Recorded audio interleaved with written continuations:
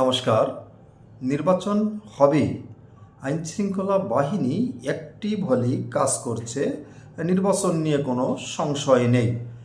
এই কথাগুলো আজ রবিবার নির্বাচন কমিশন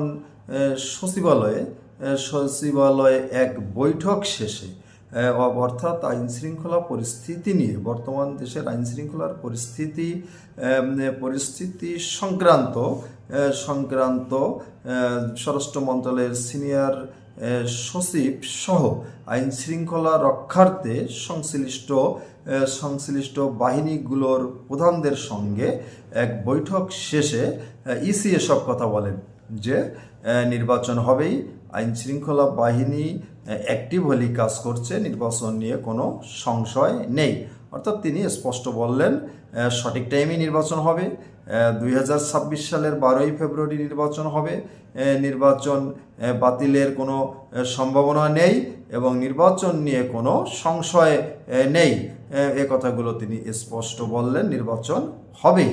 আজকে এ প্রসঙ্গে যদি আমরা কথা বলি, বর্তমান যে দলগুলো আগামী ত্রয়োদশ জাতীয় সংসদ নির্বাচনে অংশগ্রহণ করবে, সে সকল দলের পক্ষ থেকে অনেকেই কিন্তু আইনশৃঙ্খলার কথা বলছে। আপনারা জানেন 1-2 দিন হলো, অর্থাৎ গত 2 দিন হলো ওসমান হাদিকে গুলি করা হলো। এখন পর্যন্ত সে কিন্তু অসুস্থ অবস্থায়, অর্থাৎ মুমূর্ষ অবস্থায় হাসপাতালে ভর্তি রয়েছে এবং আশঙ্কা অবস্থায়।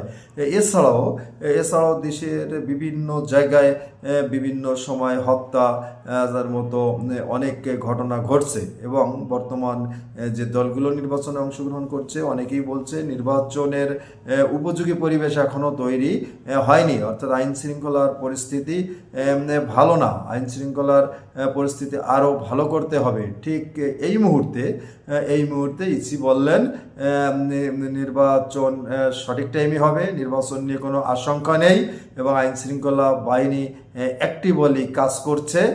অতএব নিঃসন্দেহে আপনারা থাকুন, নির্বাচন অনুষ্ঠিত হবে, নির্বাচন হবেই।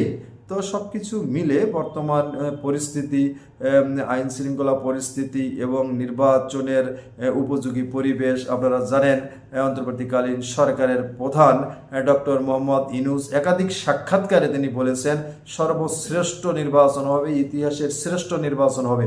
যাই হোক, এই নির্বাচন বিষয়ে আপনারা আপনাদের মতামত কমেন্ট করবেন, আশা রাখছি। সবাই ভালো থাকবেন, নমস্কার।